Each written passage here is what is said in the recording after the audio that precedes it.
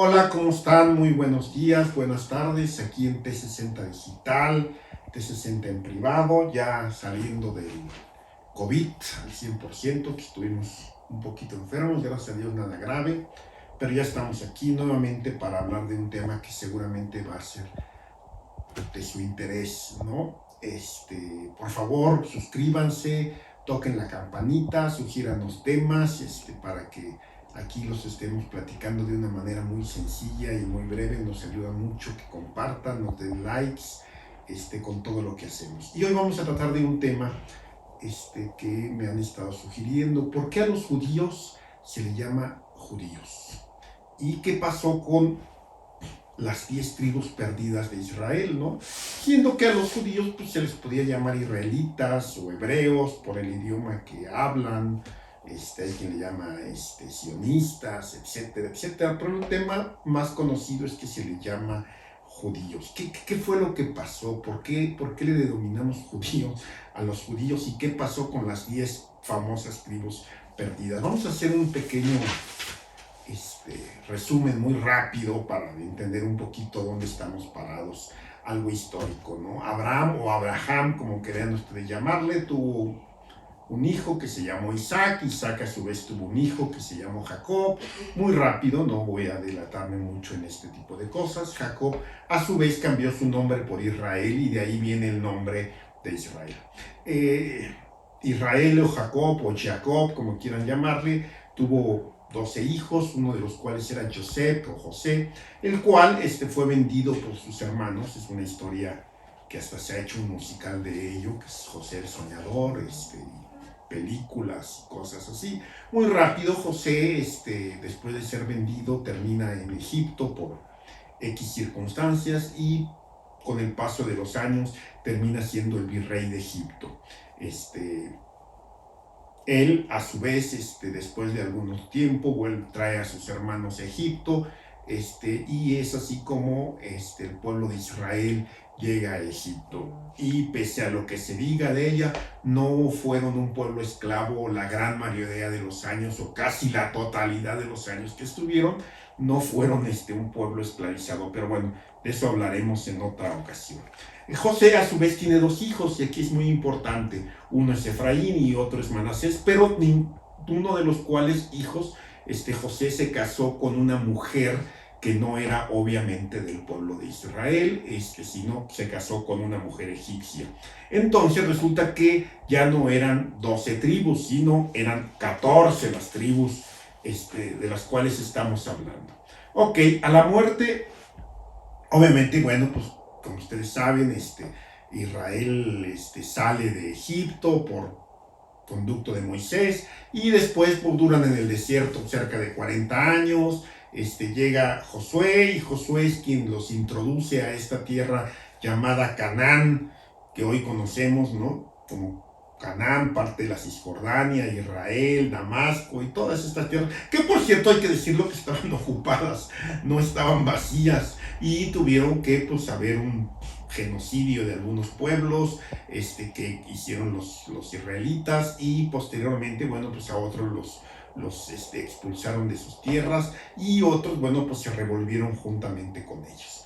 Bueno, básicamente Josué reparte las tierras a todas las tribus, unas en el centro, otras afuera, y quedan más o menos cada quien con un pedacito de la tierra de aquellos lugares, ¿no? A la muerte de Josué se da lo que normalmente se da cuando ya no hay un líder que represente perfectamente lo que está sucediendo, y llega una especie de consejo de jueces o de jueces que de alguna manera intentaron tener la gobernabilidad del pueblo, cosa que no consiguieron porque, vamos, hubo una división muy clara en el reino. La gente que estaba en el centro, básicamente 3 tribus, Benjamín, Judá y Benjamín, y las otras tribus, que eran 11 tribus, quedaban hacia el norte, muy divididas, y básicamente predominando la tribu de Manasés y la tribu de Efraín, que se incorporaron a las 12 tribus. Hubo una tribu que desapareció, que fue la tribu de Dan, y es por ello que quedaron únicamente 10 tribus, digamos, más o menos bien establecidas. La Biblia nos platica un poquito, por ahí la Torah nos platica un poquito, el Talmud y todos estos libros que de alguna manera nos dan un panorama más o menos histórico de lo que pudo haber pasado.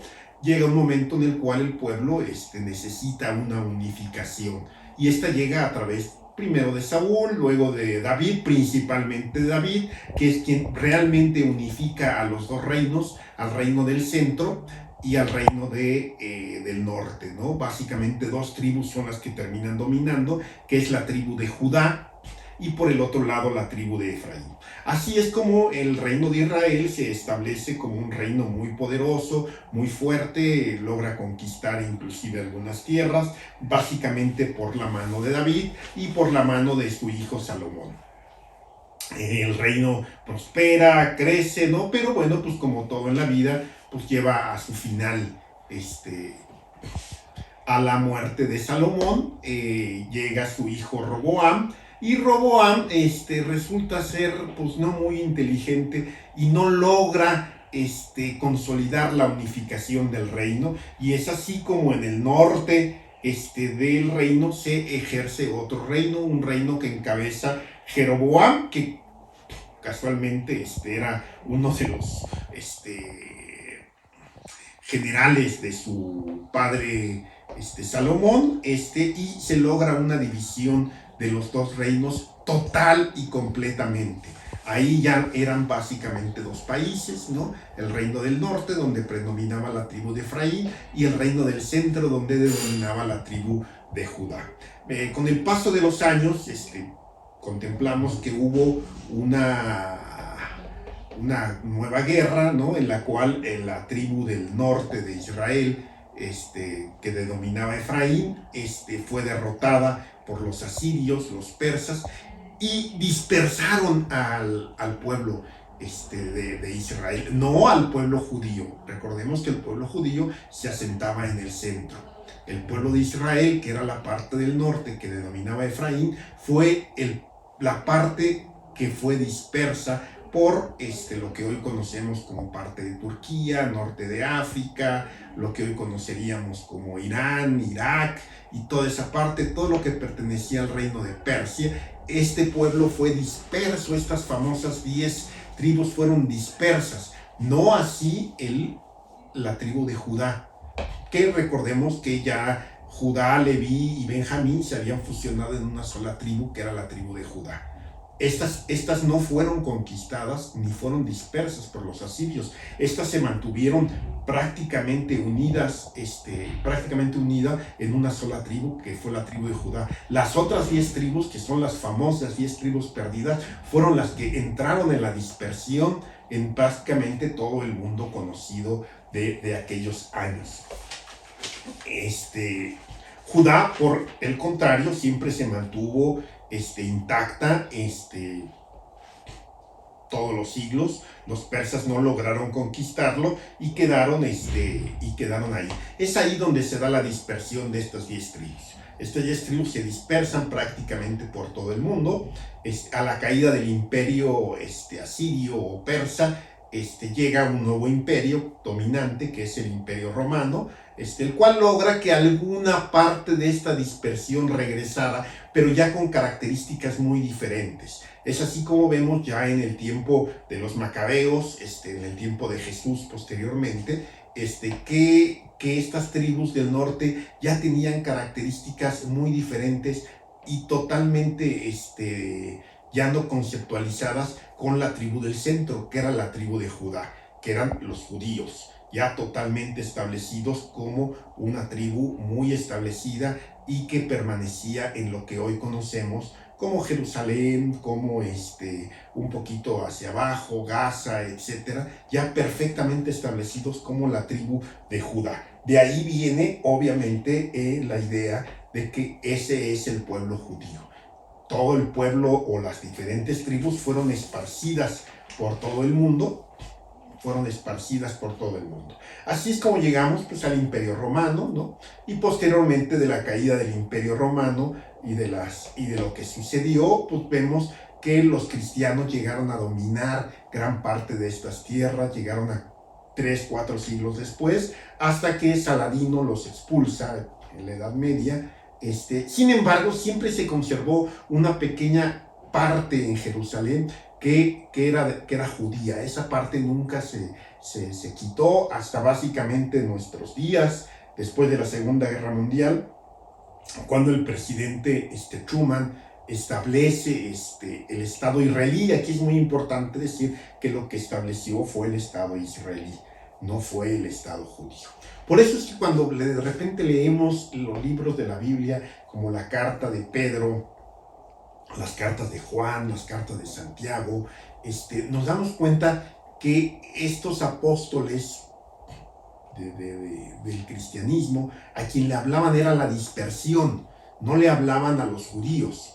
No, sus cartas no eran dirigidas a los judíos, eran dirigidas a estas 10 tribus que estaban dispersas básicamente por todo el mundo y que después, bueno, pues se dispersaron hacia lo que hoy conocemos como Europa, África, Asia, y con el paso de los años, pues terminaron llegando a América, Estados Unidos, México, Centro, Sudamérica, ¿no? Es así como hoy, con el paso de los años, con el paso de los siglos, podemos decir que tal vez muchas de las personas tienen un poquito de sangre israelí, no judía, pero sí israelí, dada esta enorme dispersión que se dieron de estas 10 tribus por todo el mundo, ¿no? Es ahí donde, bueno, pues seguramente esta dispersión que se da de estas 10 tribus que terminaron desaparecidas, pues existe la posibilidad de que esa dispersión haya llegado a prácticamente todo el mundo. No es así como el pueblo judío, que cuando fueron expulsados por Saladino y se dispersaron por Europa, ellos sí se mantuvieron con una cohesión muy especial y con unas características muy especiales, con las cuales regresaron siglos después, en 1945, en el establecimiento del Estado israelí, ¿no? Es ahí como vemos que estas 10 tribus que se dispersaron y que entraron en lo que llamamos la dispersión del pueblo israelí, pues quizás habrá alguno o varios mexicanos que por ahí tengan sangre de Efraín, sangre de Manasés, sangre de Rubén, sangre de Neftalí, etcétera, etcétera, etcétera, ¿no? De ahí es que donde viene la idea de que la dispersión que se da es hacia todo el mundo, ¿no? Hasta aquí nuestro comentario de hoy. Esperamos que les haya gustado. Por favor, como les dije al principio, toquen la campanita, háblenos, sugiéranos algún tema. Vamos a intentar hacerlo todo de manera muy sencilla. Es muy complejo el tema de la dispersión, nos puede llevar aquí casi varias horas poder hablar de ello, pero intentamos hacerlo de una manera más sencilla y más coloquial, con lo cual podamos entender de que, bueno, tal vez todos tengamos un poquito de israelí en nuestra sangre. Muchas gracias, hasta luego y que tengan muy bonito fin de semana.